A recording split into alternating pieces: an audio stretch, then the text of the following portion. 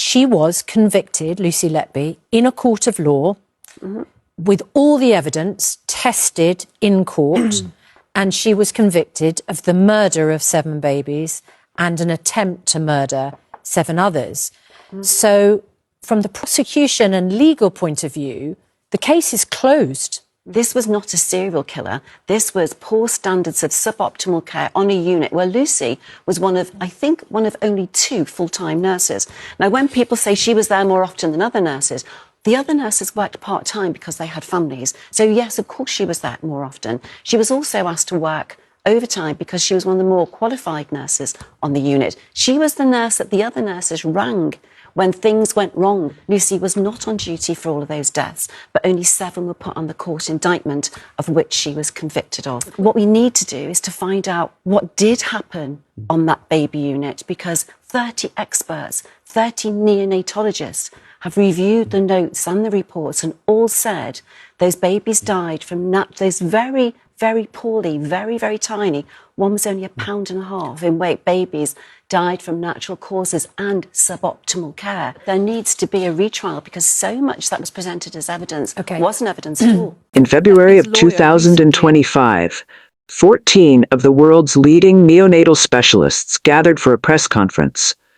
They had spent months reviewing the medical evidence from one of the most high-profile murder trials in British legal history. Every case, every baby, every piece of clinical data the prosecution had used to put a woman behind bars for the rest of her life. They were not defense advocates. They had not been hired to reach a particular conclusion. They were scientists, neonatologists, and pediatric specialists drawn from institutions across the world, and they had done what scientists do. They looked at the evidence, they applied their expertise, they asked what the data actually showed, without the frame of a prosecution argument or a courtroom narrative. And their conclusions stopped the room. There was no medical evidence. Then babies. Journalists had called her evil. Politicians had made speeches. An entire public inquiry had been established to examine how she had been allowed to do what she had done. And 14 of the world's leading experts in exactly this field of medicine had reviewed the evidence and found no medical proof that she had done any of it. The man who led that panel was Dr. Shoo Lee, one of the world's foremost authorities on premature infant death, a career spent at Mount Sinai Hospital in Toronto, decades of research into the specific clinical mechanisms at the heart of this case. He had a precise and specific reason for being involved. The research paper that the prosecution had built its case around was his. Published in 1989. A paper about pulmonary vascular air embolism in newborns. The mechanism the prosecution had used to explain how Lucy Letby had killed. That paper had been cited in court by the prosecution's central expert witness as the scientific foundation for the theory of how the babies had died. Lee had never been asked to give evidence, never been called, never been told his work was being used in a murder trial. He found out the way the rest of the world did, after the conviction. And when he read what had been done with his research, he chose 4 careful words. We have a big problem. Lucy Letby is currently serving 15 whole-life sentences in a high-security prison in England. She was convicted in 2023 of murdering 7 babies and attempting to murder 7 more while working as a neonatal nurse at Countess of Chester Hospital. She became, in that courtroom, the most prolific child killer in modern British history. The conviction still stands. The science used to build it is now being publicly dismantled by the people who know it best. And in the offices of the Criminal Cases Review Commission in Birmingham, a decision is being weighed that could change everything. Britain convicted Sally Clark in 1999. Convicted Angela Cannings in 2002. Both women sent to prison for killing their own babies. Both convictions built on expert medical testimony that later fell apart. Both women eventually freed. One never recovered. Britain has done this before. This is where we are now. 2.5 years after the verdict, and Britain is no longer sure it got the answer right. The neonatal unit at Countess of Chester Hospital was the kind of place that runs on goodwill. Small, understaffed. The nurses picked up double shifts because the rota was always short. The equipment was sometimes dated. The unit took on cases that perhaps should have gone elsewhere. Babies born too soon, too fragile, at the edge of what a district hospital was built to handle. The staff were not failures. They were people doing more than they should have had to, in a system that had been asking that of them for years. Most days, that was enough.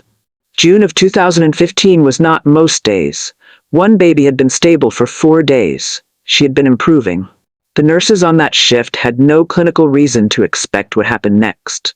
Within the hour, she was in crisis. The doctors who rushed in could not explain the speed of it or why a baby that stable had deteriorated that fast. She survived. 2 others that month did not. The senior consultants on that ward were experienced clinicians. They had spent their careers in neonatal care. They understood fragility. They understood that premature babies could deteriorate without warning, that losses happened, that the body at its earliest stage did not always choose to survive. They were not people who panicked easily or reached for dramatic conclusions without evidence. But those 3 cases, in 2 weeks, in the same unit, they felt different. They could not yet name why. It was not a conclusion. It was a question. A low, persistent discomfort in the part of the clinical mind that recognizes when a pattern is wrong. So they started watching. The summer of 2015 passed. Autumn came, winter, into 2016, and the pattern did not stop. Across those 13 months, 13 babies on the neonatal unit at Countess of Chester Hospital suffered sudden, unexplained collapses or deteriorations. 7 of them died. The others survived, some with lasting injuries. In any neonatal unit, those numbers would trigger concern. In a unit this size, they were extraordinary. The consultants did what clinicians do when something does not fit. They went to the data. They pulled the shift rotas. They spread the records out and began cross-referencing every collapse, every deterioration, every death against the records of who was on duty at the time. They were looking for a variable, an explanation, something in the staffing pattern, or the equipment allocation, or the case complexity on specific shifts that might explain what was happening. What they found was not variable, it was a name. Every single collapse, not most of them, not the majority of them, not an unusual proportion of them, every single one had occurred when one nurse was on duty. When she was off, the unit was quiet. When she returned, babies died. The correlation was not approximate. It was absolute. Her name was Lucy Letby. The consultants took that finding to hospital management. They had the data, they had the analysis, they made their concern explicit. What happened next was almost as disturbing as what they had found. The doctors went through the proper channels. That matters. This was not a conspiracy or a witch hunt. These were experienced medical professionals who had gathered evidence, followed process, and reached a conclusion they were legally and professionally obligated to report. They named Lucy Letby. They showed the rota correlations. They told management, clearly and formally, that they believed a member of staff was deliberately harming babies in their care. Management did not call the police. Instead, they commissioned external reviews, held internal meetings, circulated reports, managed the situation the way large institutions manage situations that threaten them, with procedure and caution and the kind of process that can look like action while achieving very little. The consultants had brought forward a documented pattern, a correlation between one nurse's shifts and every single collapse on the ward across more than a year. They had done the analysis. They had presented it formally in writing to the people whose job it was to act on actually this kind of concern, and the hospital's response was to commission more paperwork. While the meetings continued, while the reports circulated, while management weighed and deliberated and deferred, Lucy Letby remained on the neonatal ward. She remained on duty. She remained in the unit where the consultants believed she had been killing babies. The consultants pushed harder, and the message coming back from management became, over time, unmistakable. They were told to retract their concerns. They were reportedly told, in one of the most extraordinary moments of this entire case, to write a letter of apology to Lucy Letby for the distress their allegations had caused her. The doctors who had tracked the deaths, who had done the analysis, who had taken the professional and personal risk of naming a colleague in the most serious terms imaginable. Those same doctors were instructed to apologize to the woman they suspected of killing babies. They refused. The standoff continued for months. Management circled, consultants held firm. And in July of 2016, while the argument remained unresolved, a quiet decision was made. Lucy Letby was moved off the neonatal ward and placed on administrative duties. Not arrested, not reported, not referred to any external authority, moved to a desk, and the collapses stopped. Not over time, not gradually. The day she left the ward, the pattern that had defined 13 months of unexplained deaths and deteriorations vanished completely. The neonatal unit at Countess of Chester Hospital returned to normal mortality rates the moment Lucy Letby stopped working there. That fact, the immediacy of it, the absolute completeness of it, would become one of the prosecution's most powerful arguments at trial. And it remains the hardest fact for those arguing her innocence to address. If poor medical care and natural causes were responsible for the deaths, why did they stop when one specific nurse left the building? Why did they track her so precisely and then disappear the moment she disappeared? But it would take another year of sustained pressure from the consultants and a formal external review before Cheshire police were finally notified. That was 2017, 3 years after the first baby died. In July of 2018, officers arrived at the home of Lucy Letby's parents in Hereford. And what they found inside would reshape every argument that followed. She had taken more than 250 of them home. Confidential patient handover sheets, medical records, shift notes, detailed documents relating to babies on the neonatal unit, including many of the babies who had collapsed and died, material that should be organized in chronological order. By accident, she was arrested, released on bail, arrested again. The investigation deepened across 2 years. On the 10th of November, 2025 years after the first baby died in that unit, Lucy Letby was arrested for the third time and charged with 8 counts of murder and 10 counts of attempted murder. She was denied bail. She would spend 23 months in custody before her trial began. 23 months. In a remand cell, not yet convicted, waiting for a trial that would last another 145 days. That is a long time to sit with what is coming. A long time to be in custody while a case is being assembled against you. A long time to be the most hated woman in England before a jury has returned a single verdict. The woman sitting in that cell was born on the 4th of January, 1990 in Hereford. She had grown up quietly, attended local schools, taken salsa dancing classes, been close with her parents.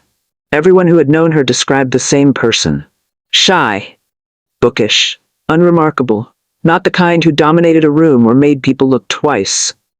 She had studied child nursing at the University of Chester, done her placement at Countess of Chester Hospital, and stayed when she graduated. Built her career there. Picked up overtime. Volunteered for extra shifts when the rota was short. By every visible measure, she had been exactly the kind of nurse a struggling unit needed. The prosecution said that was the point. The dedication, the extra shift. 12 jurors heard it and convicted her. Before you hear what happened in that courtroom, based only on what you know right now, would you have been convinced?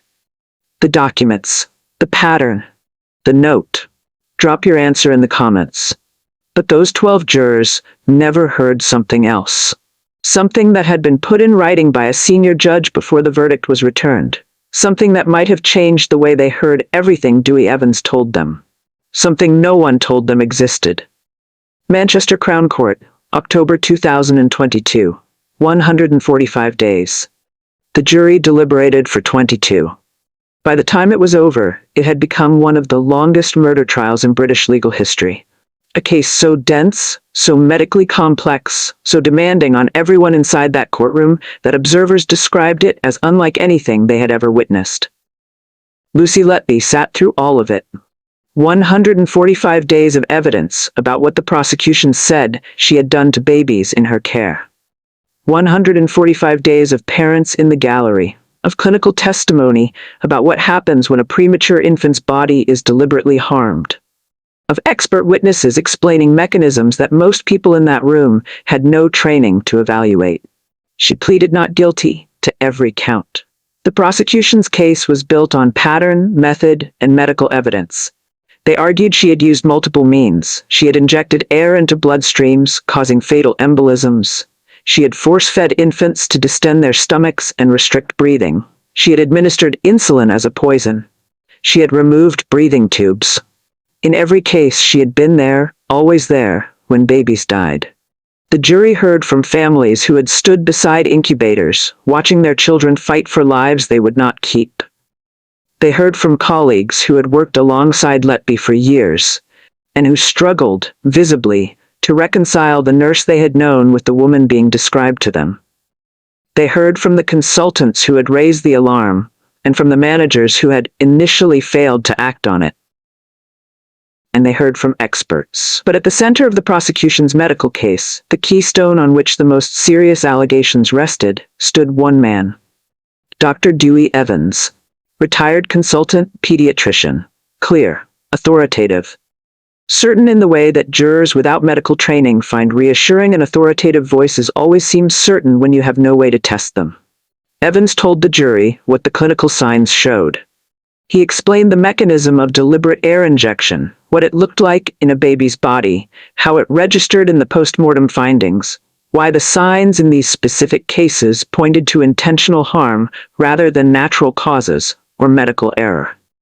He walked the jury through the most technically demanding evidence in the trial as their guide and their authority. To anchor the theory of air injection, he cited a research paper published in 1989 by a Canadian neonatologist named Dr. Shoo Lee. That paper was treated as settled science. The jury had no reason to question it. They had no means to evaluate it independently. They trusted the expert. The expert cited the paper explained the mechanism, and the mechanism convicted Lucy Letby. What the jury did not know, what they were never told, what was never placed before them, was that a senior judge not involved in the trial had written to the trial judge before the verdict, raising serious concerns about Dewi Evans. The letter warned that Evans made no effort to provide a balanced opinion, that he had not engaged with the full range of medical information available, that he approached his role not as an impartial expert assisting the court, but as an advocate for the prosecution's position. That letter existed. It was in writing. A senior judicial figure had committed those concerns to paper and sent them through official channels, and the jury never saw it. What they saw was Evans. Certain, authoritative, uncontested. And so they convicted. 7 murders, 6 attempted murders. Then at a retrial the following year, 1 more count of attempted murder, 15 whole life sentences, the most severe penalty British law allows. The kind that means you die inside a prison, however many years that takes. Back in Alberta, Canada, Dr. Shoo Lee was about to do something that would shake the entire case to its foundations. He was not going to write a statement.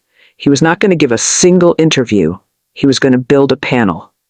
Stay with us, because this is where everything changes. Lee did not hedge.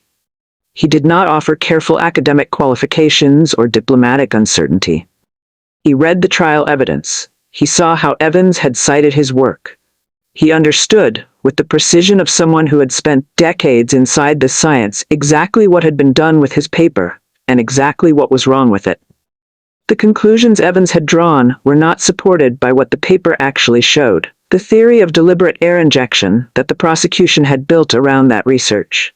The theory that had convinced a jury to hand down 15 whole life sentences was constructed on a misreading of a paper whose author was never consulted, never called, never even told his name was being used.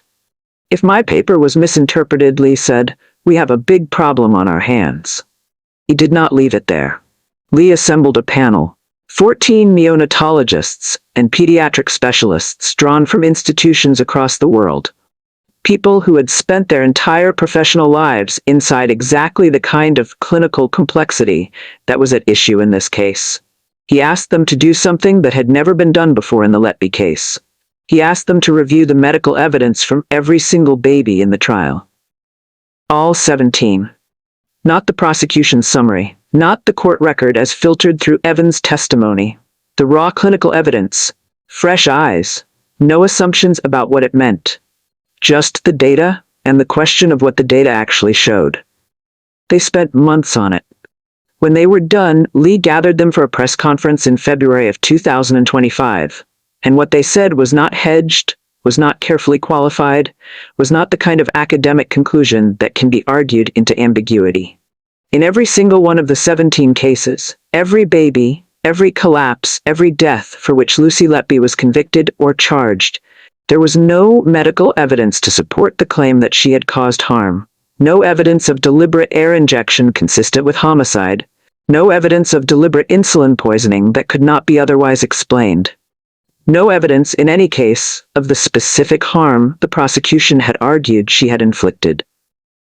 The deaths and the collapses, the panel concluded unanimously, were consistent with natural causes, or with the consequences of poor medical care in a unit already operating under severe pressure. In all cases, Lee said at that press conference, death or injury were due to natural causes or just bad medical care. 14 experts, 17 cases, 0 evidence of murder. The conviction was not overturned. Lucy Letby did not walk free. No minister stood at a podium and said Britain had made a mistake. No one from the prosecution service responded publicly to what Lee and his panel had found. The legal machinery that had processed Lucy Letby through arrest, trial, and conviction continued to hold her in its grip. But the question that had been forming in the margins of legal commentary, spoken quietly, carefully, by people who did not want to be seen as defending the indefensible, was now standing in the open. If there was no medical evidence of murder in any of the 17 cases, how was she convicted? And more urgently, what does the British justice system do now that someone has asked that question out loud? The Netflix documentary showed something on camera that had never been seen publicly before. Not the arrest footage, not the police interview. Something quieter, and in some ways more damaging than either of those. A letter, a formal document. Official language, the kind of careful, measured prose that senior members of the judiciary use when they are putting something on record they know may matter. The camera held on it long enough to read the contents. The identity of the author was not disclosed. But who wrote it? A senior judge, not involved in the trial, and who received it, the judge presiding over the case, was clear. The letter was sent before the verdict was returned. It expressed concern about Dewi Evans, the prosecution's central medical expert, the man whose testimony the jury had relied on to understand how the babies had died. The letter said Evans made no effort to provide a balanced opinion, that he had not engaged with the full range of medical information available to him, that he was functioning not as an impartial expert assisting the court, but as an advocate for the prosecution's position. A senior judicial figure, raising this concern in writing, before the conviction. Expert witnesses in criminal courts are not supposed to advocate. They are supposed to help the jury, to present the full picture honestly, including evidence that challenges their conclusions, not just evidence that supports them. That obligation exists precisely because juries cannot evaluate complex medical evidence independently. They depend entirely on the expert being balanced. The jury deliberated for 22 days. They weighed what they had been given. They trusted that what they had been given was complete. They had no reason to know a letter existed, a letter from a judge to a judge, raising exactly that concern about the man who had told them, with total certainty, exactly how those babies had died. If they had known, would the verdict have been different? No one can answer that. But Letby's barrister, Mark MacDonald, does not need to speculate about what the evidence adds up to. I'm not naive, he said. I've represented many people who are guilty, but I'm also able to see very clearly where this has gone wrong. There's no forensic evidence. There's no CCTV. There's no eyewitness evidence. No one saw Lucy Letby harm a baby. No camera caught it. No test produced a fingerprint or a chemical trace that could not be explained by her presence as a nurse in that room. Every piece of evidence in the case was circumstantial, consistent with guilt, but equally consistent with a nurse who worked extra shifts in a unit where babies were dying for reasons the prosecution may have got wrong. In a case resulting in 15 whole life sentences, the evidence was circumstantial from the first charge to the last, and the expert who turned that circumstantial case into a conviction had been privately flagged as unreliable by a senior judge before a single juror returned their verdict. Dewi Evans, when challenged publicly by Letby's legal team, dismissed every criticism as unsubstantiated, unfounded, and inaccurate. He stood by his conclusions and has not publicly addressed the letter shown in the Netflix documentary. But the letter exists. It was written.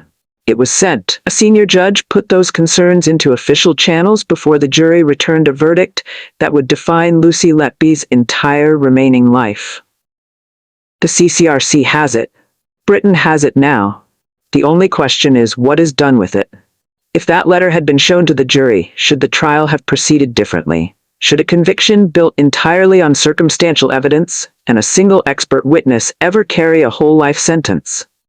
Tell us what you think. The detectives who built this case are not stupid men.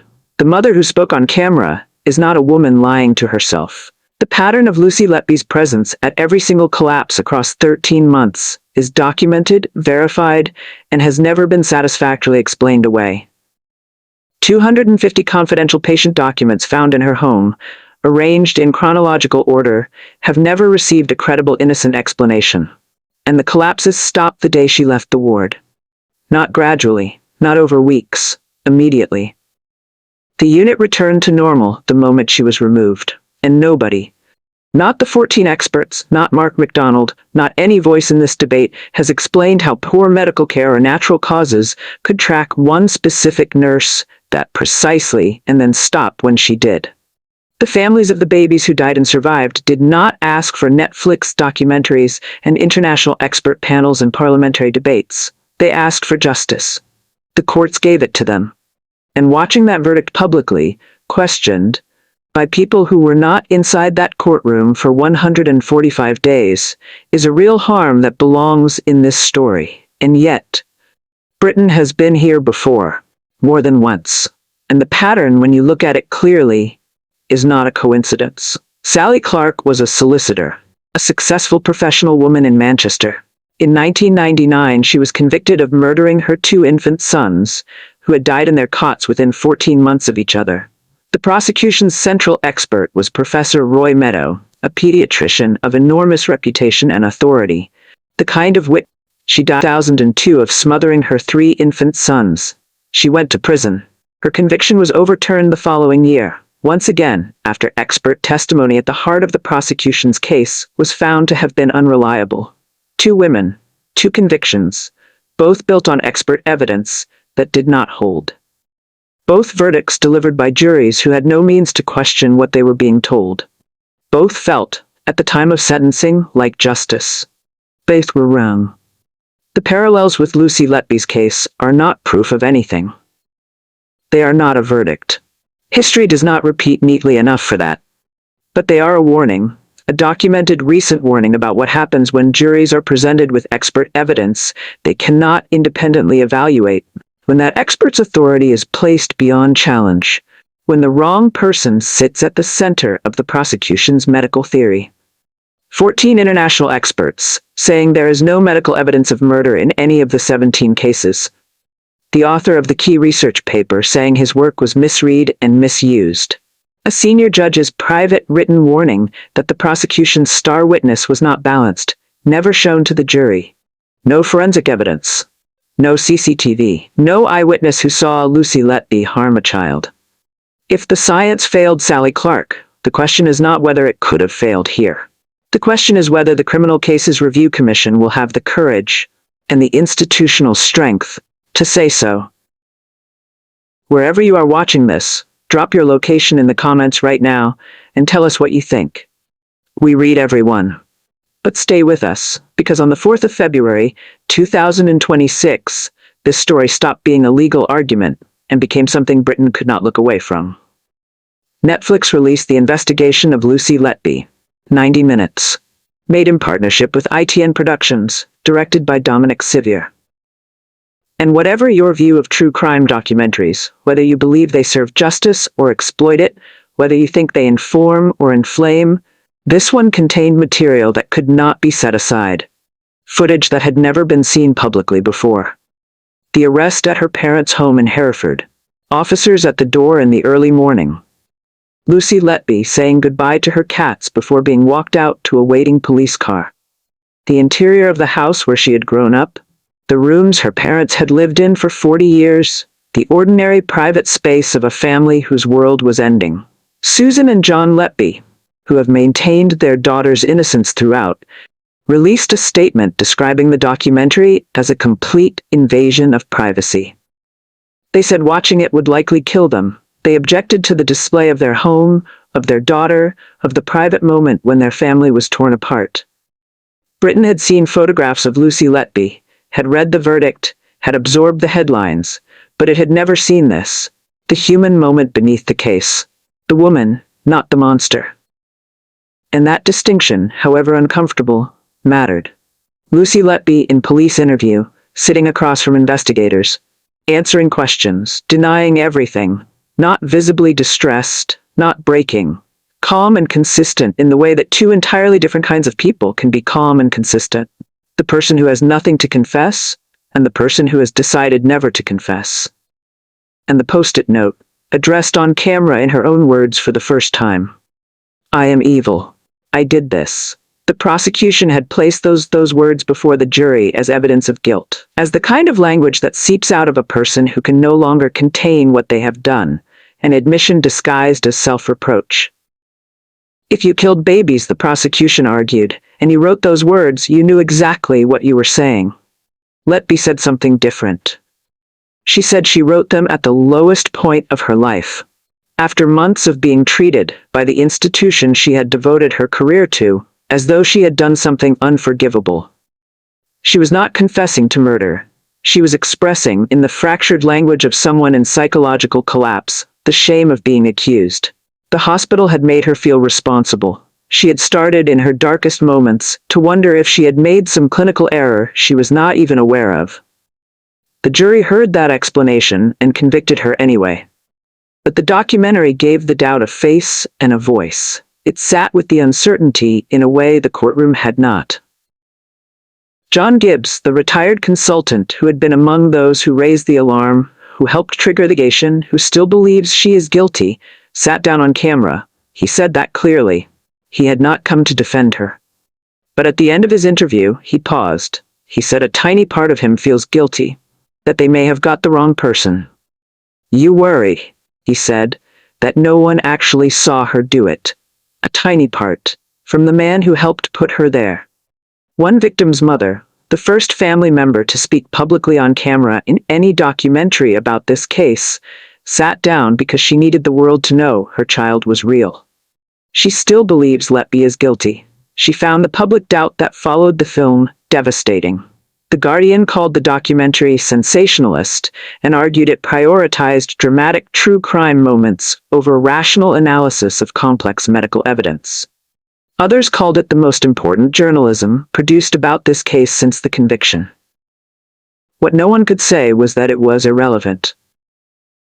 Because the evening before it launched, Mark MacDonald had filed the formal application that put Lucy Letby's conviction in the hands of the one body that could actually do something about it.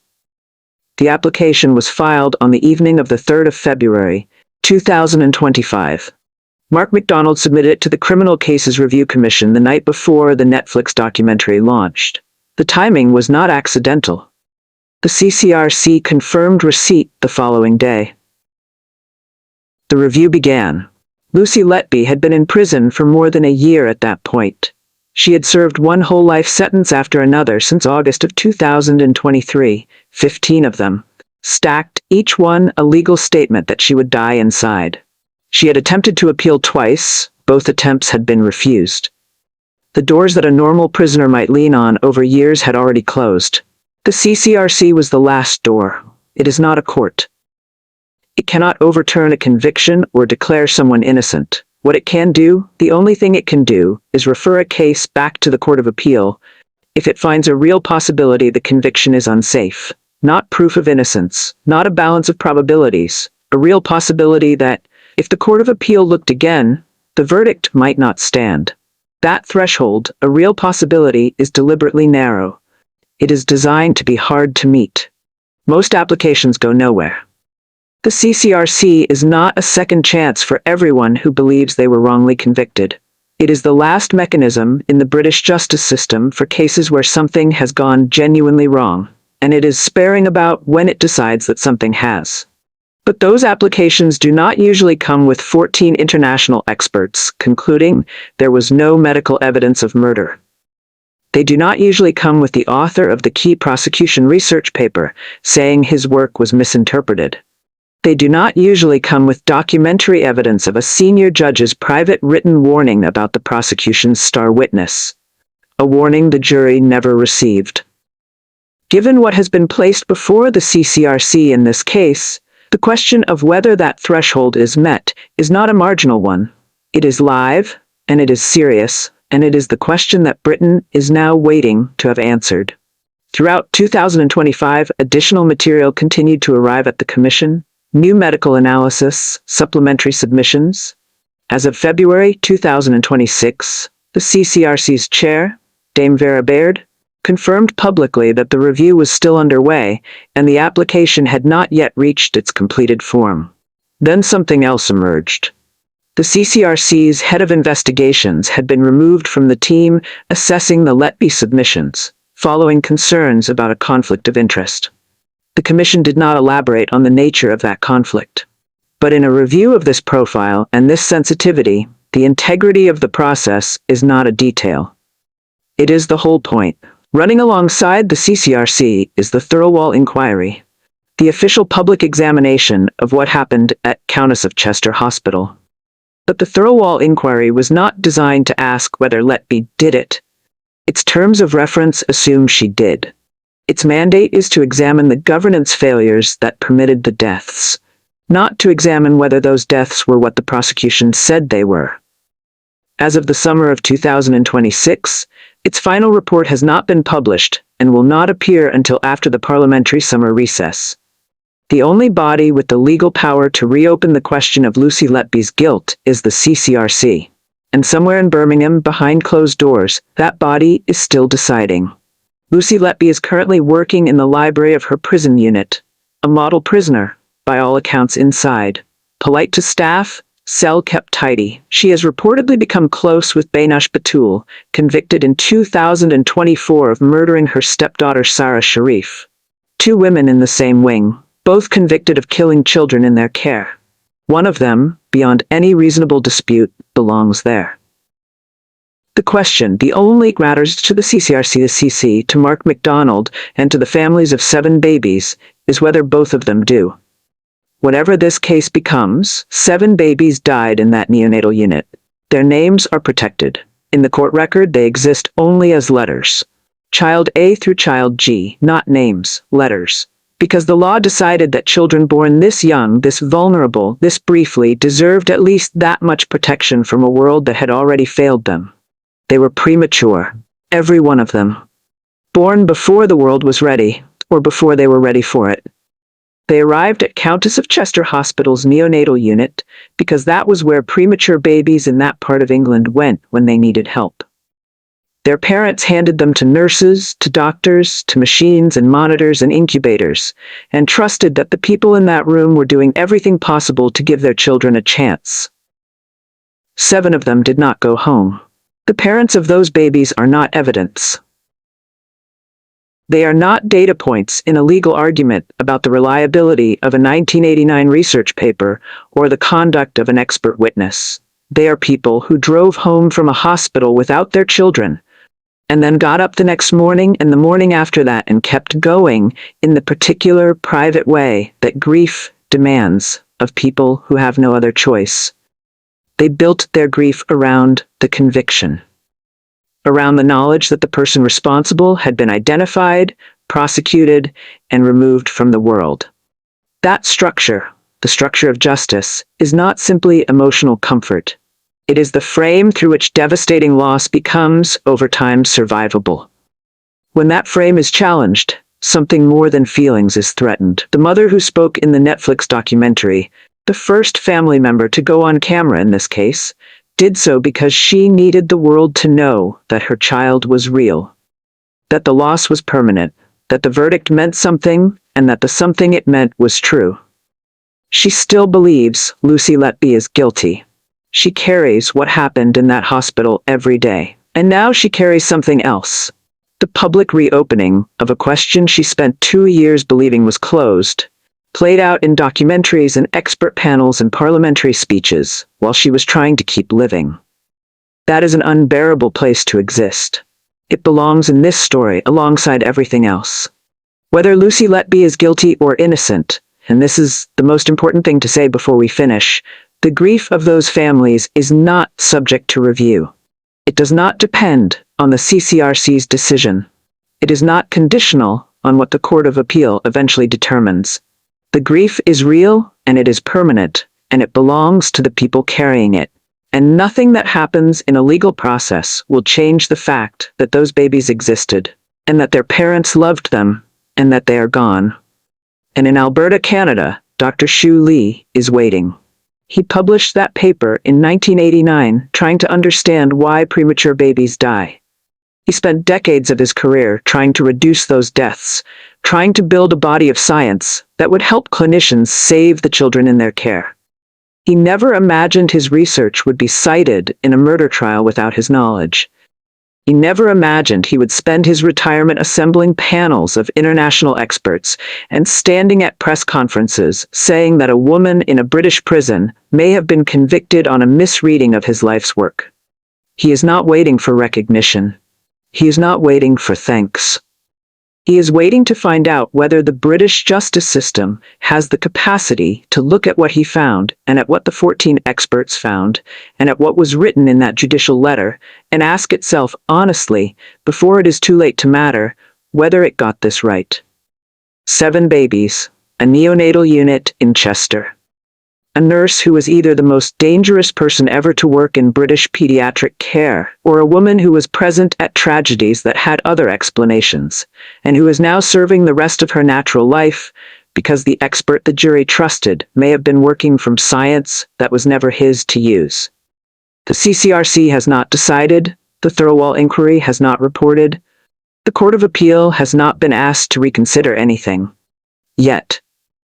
And the families of 7 babies are carrying that open question alongside everything else they already carry. Alongside the anniversary, none of them did. When you clicked on this video, you may have already had an opinion. Did it change? And if it did, what changed it? The science, the letter, the families, or something else? Leave your answer below. We read everyone. If you have been watching this from the beginning, wherever you are in the world, drop your location in the comments below and tell us what you think. Does Lucy Letby deserve a second look at her case? We read every response, and this is exactly the kind of story where your perspective matters. The next video is already waiting for you. Subscribe if you have not already, and we will see you there.